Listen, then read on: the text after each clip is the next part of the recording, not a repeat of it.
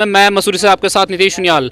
मैं आपको बताना चाहूँगा, मैं इस समय जिस जगह खड़ा हूँ वो है यहाँ पर हमारे पितरों का घर जो है वो शहीद स्थल, जहाँ से कि हर आंदोलन की शुरुआत हुई थी और उत्तराखंड को बनाने में इस मसूरी शहर की बड़ी अहम भूमिका रही है, क्योंकि इसको जो है वो आंदोलनों का शहर भी कहा जाता है। क्योंकि जब भी इस उत्तराखंड में, चाहे हम यूपी में थे, चाहे हम उत्तराखंड अलग हुए, लेकिन कभी भी अगर यहाँ पर आवाज़ उठती है तो सबसे पहले मसूरी से आवाज़ उठती है। अगर यहाँ पर कुछ भी गलत काम होता है तो उसके लिए यहाँ के युवा हों, बुजुर्ग हों, हर कोई जो है बढ़ चढ़कर हिस्सा लेते हैं। इसी को लेकर आज बात करेंगे। लगातार जिस तरीके से पूरे प्रदेश में बात चल रही है, बेरोजगार युवा शिक्षित संघ ने बड़ा ही जो है वो यहाँ पर आंदोलन किया था, और आंदोलन भी ऐसा नहीं, अपने अधिकारों के लिए 3-3, 4-4 से 2 साल जो है वो कोविड में गए। उसके बाद लगातार जो है गांव ग्रामीण क्षेत्रों से माँ बापों ने अपने बच्चे देहरादून में पढ़ने के लिए भेजे हैं। लगातार वो 2-2, 3-3 साल से तैयारी करते हैं, किंतु अब जब देखा जाता है कि पेपर लीक, पहले हाकम सिंह जैसे लोग यहाँ पर पैदा हुए, उसके बाद यहाँ पर ऐसे भ्रष्ट अधिकारी, पहले यूके SSSC, उसके बाद UKPSC, जब लोक सेवा आयोग जैसे विभाग ही करप्ट हो जाएंगे तो कैसे यहाँ का युवा अब सरकारी नौकरी के लिए जो है वो जो प्रयास करता है, कैसे उसका मनोबल बना रहेगा। तो इसी को लेकर बात करेंगे, जिन्होंने जो है अहम भूमिका निभाई है इस संघर्ष में, नितिन जी से, जो कि पूर्व छात्र भी रहे हैं। सर, किस प्रकार का संघर्ष रहा है? आप जो है, आपको बहुत सारी यातनाएं झेलनी पड़ी, आपको जो है वो जेल में भी रखा गया। ये एक सिर्फ छोटी सी मांग थी CBI की जांच, और वो पूरी नहीं हो पाई, क्या कुछ कहेंगे? मैं आपसे एक चीज़ कहना चाहता हूँ, CBI मांग एक छोटी सी थी जो हमारी गवर्नमेंट ने नहीं मानी, और उसके एवज में हम पे 307 और 10 धाराएं लगा दी। आप सोचिए, जिस प्रदेश के अंदर आम छात्र, जो इस हमारे उत्तराखंड का मेन उद्देश्य पलायन की दिक्कत थी उसको दूर करना था, और पलायन के ये नतीजे तो हैं कि आज 90% छात्र जो सरकारी नौकरी के पीछे पड़ा है। अब उसमें भी अगर जनता को ये जो छात्र हैं, हमारे छात्र छात्रा हैं, और जो छात्र छात्रा दिन रात अपने देहरादून में, हल्द्वानी में, रुद्रप्रयाग में या किसी भी हमारे जो सेंटर पे पढ़ाई कर रहे हैं, अपना पैसा खर्च कर रहे हैं, उनके माँ बाप जो अपना एक अपना एक हार्ड एंड मनी जो उन पर लगा रहे हैं, उसका नतीजा अगर ये निकलेगा, कल नेताओं के बच्चे और आपके अधिकारी के बच्चे और हाकम सिंह जैसे लोग अगर उनकी मेहनत की कमाई को किसी और ऐसे डीमेरिट आदमी को दे देंगे, तो इस प्रदेश में बच्चों को हताशा नहीं मिलेगी तो और क्या मिलेगी। इसी को लेकर बात करेंगे इन्हीं के साथी मोहन जी से, जिन्होंने कि लगातार जो है 5-6 दिन तक ये जेल में रहे हैं और लगातार संघर्ष की, युवाओं की जो है संघर्ष की लड़ाई लड़ी है। मोहन जी, क्या कुछ कहेंगे? कहीं ना कहीं युवाओं के साथ इतना युवा जो है वो देहरादून में, राजधानी के अंदर जो है उतर गया। कहीं ना कहीं युवाओं के अंदर जोश जो है वो परिपूर्ण देखा गया है, और वो जोश नहीं था असल में, अगर मैं कहूँ तो वो एक पीड़ा थी कि इतने सालों की जो है वो मेहनत, वो एक बारी में जो है वो पेपर लीक हो गया, इतना सा कह देते हैं, और वो सारी की सारी मेहनत पानी में बह जाती है। क्या कुछ कहेंगे? देखिए, सबसे पहले तो ये किसी एक पेपर की बात नहीं है। आप देख रहे होंगे लगातार ये चाहे पटवारी का पेपर हो, अभी बीच में आया था, पुलिस की भर्ती हो, या जितने भी यहाँ पे लगातार पेपर आप देख रहे हो जो लीक हो रहे हैं, और ये भ्रष्टाचार जो आ रहा है, तो उसमें आप देखिए युवा बड़ा त्रस्त है इस समय।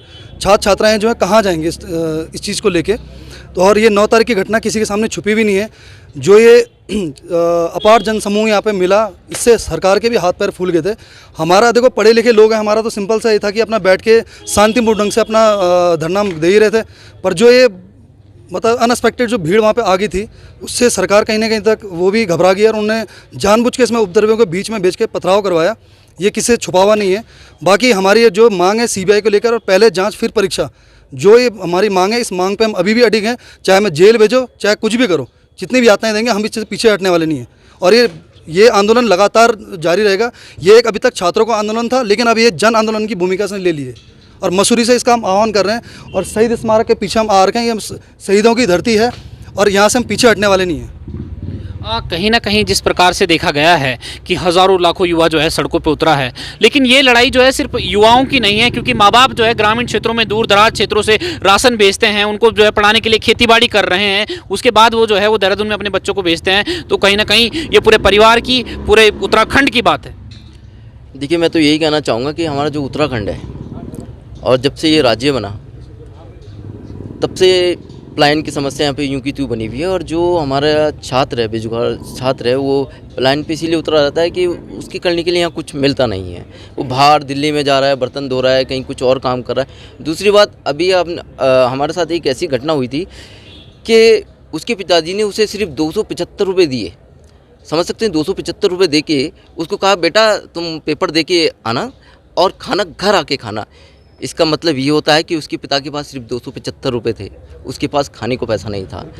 और क्या उन माँ बाप ने खाना खाया होगा? अगर मैं पेपर देने जा रहा हूँ और मेरे माँ बाप को पता है कि मेरा बेटा भूखा है, चाय भी नहीं पिए, तो उन्होंने उनके घर में चूल्हा नहीं जला होगा। इस पीड़ा को समझिए, क्योंकि जो हमारा उत्तराखंड का जो गांव वाला हिस्सा है वो किसान वर्ग का है और किसान खेती करते हैं, तो उस खेती से कोई आमदनी तो है नहीं।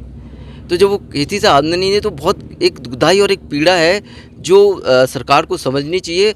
और जहाँ तक ये पेपर लीक का मामला है, इसमें प्रथम एक चीज़ ये है कि इसमें जो SC ST वाले हैं उनका आरक्षण कहाँ है? मैं सरकार से पूछना चाहता हूँ, इसमें हमारा आरक्षण कहाँ है? अगर SC ST वालों को कोई आरक्षण ही नहीं मिल रहा है तो सरकार जो अपनी नीतियाँ बनाती है उनमें कहती है जी हमने SC को ST को इतना आरक्षण दे रखा है, तो उनके पास तो इतना पैसा है ही नहीं, वो इस लायक ही नहीं है कि वो वहाँ तक पहुँच सके।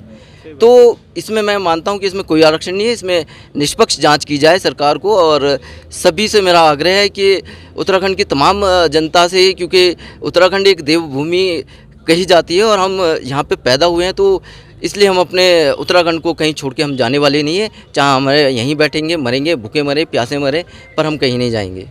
कहीं ना कहीं ये लड़ाई सिर्फ युवाओं की नहीं और बेरोजगार शिक्षित संघ की नहीं है, ये लड़ाई जो है वो समूचे उत्तराखंड की है। जिस प्रकार से आपने देखा कि जन सैलाब देहरादून में उमड़ पड़ा और वो जन सैलाब कहीं ना कहीं सिर्फ आपदा, पेपर लीक, ये आपदा ही कहूँगा मैं इसको, क्योंकि इससे बड़ी आपदा नहीं हो सकती। क्योंकि आपदा जो है वो आपदा तो प्राकृतिक आती है, लेकिन ये जन निर्मित आपदा थी कि जिसको जो है वो सरकार के द्वारा और सरकारी करप्ट अफसरों के द्वारा अंजाम दिया गया था।